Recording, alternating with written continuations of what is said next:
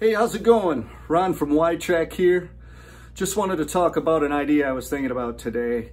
Years ago, I was hearing a lot about this band Radiohead, and up to that point, I was kind of a classic rocker, I suppose is what it would be called now. You know, grew up on Led Zeppelin and Rush and Van Halen and Black Sabbath and AC/DC, bands like that. And the 90s brought about this kind of horizon expanding era. It was a really wonderful era for music, and it was a really nice Renaissance period, if you will. But the band that I kept hearing about all the time was Radiohead. I had heard their Creep song, and I didn't really care for it at the time. And it got to be right around their OK Computer album, which I believe was their third album. And I said, you know, I keep hearing about these guys. I keep reading about them. The critics love this band. I'm going to check them out and see if there's more to them than just the Creep song. So I bought OK Computer and I listened to it and I just didn't get it. You know, kind of growing up on terrestrial radio, I was conditioned to a certain type of rock music. I would read about their influences, the Smiths and Joy Division and bands like that. And that was never really my wheelhouse of music listening. So I said, you know what, I don't really care for this. So I set it aside. Fast forward, the year 2000 happened and they put out another album called Kid A. All this time, Radiohead. I said, God, man, these guys are really, the critics love these guys. The fans love them. Let me try this album. And I listened to that one a couple times and I don't get it, man. I'm not feeling this. So fast forward to 2001 and they released a second album from the same sessions of the Kid A era. And this album was called Amnesiac. And I'll never forget the day I was working for my dad. I was a fence installer and I'm outside and I've got my truck doors open and my stereo blasting, and I bought the tape of Amnesiac by Radiohead. And I said, okay, this is the last chance I'm giving Radiohead. I sensed that I was missing something. I sensed that perhaps I had grown a bit closed-minded in my musical palette, and I wanted to expand. But I also said, hey, you know, if something doesn't stick, it doesn't stick. Wouldn't be the first time that that's happened. I'm out getting ready to work, got my truck doors open, blast the stereo out. And as each song on Amnesiac plays, I said, oh, I like this. And that became my gateway Radiohead album, Amnesiac from 2001.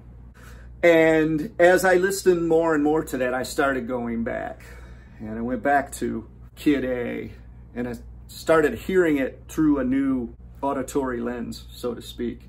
Pretty soon, the odd song here and there from those earlier albums started getting on my radar. Fast forward a little bit more, they released more albums, and I discovered that each one of these new albums, it was the same case. I didn't care for them at first, but then I said, you know what? There's something about Radiohead that's an acquired taste. And maybe I should just have a little faith that my musical listening skills need to catch up with Radiohead.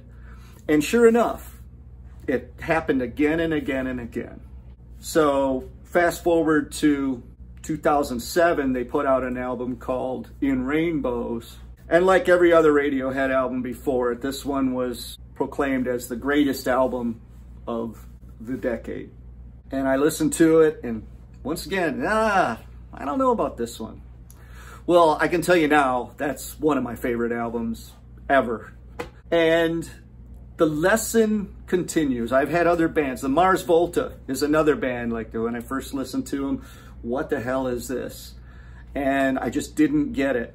Now they're one of my favorite bands. Their first album is one of the greatest masterpieces of music I've ever heard, in my opinion. King Crimson was the same way. One of my favorite bands of all time. And so on and so on. So the point I'm making here is we are conditioned to like what we like, especially from the years that we are growing up and coming into our own as music listeners. Most of us will have our tastes dictated by what we hear on terrestrial radio. But I would encourage you to push your limits of your taste for novelty. There's so much amazing stuff that's under the radar that you won't find on the radio.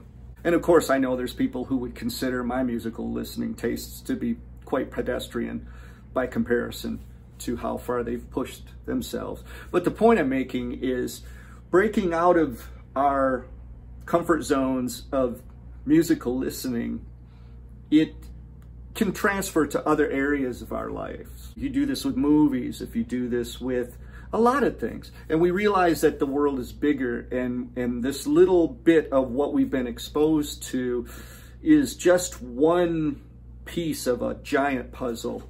Anyway, just wanted to share that. Give it a chance. If it doesn't hit right away, who knows? There's definitely worthwhile stuff to be had, and your musical listening experience will be all the more satisfying for it. Thanks so much. Stay cool. Love to hear what you think. Talk to you soon.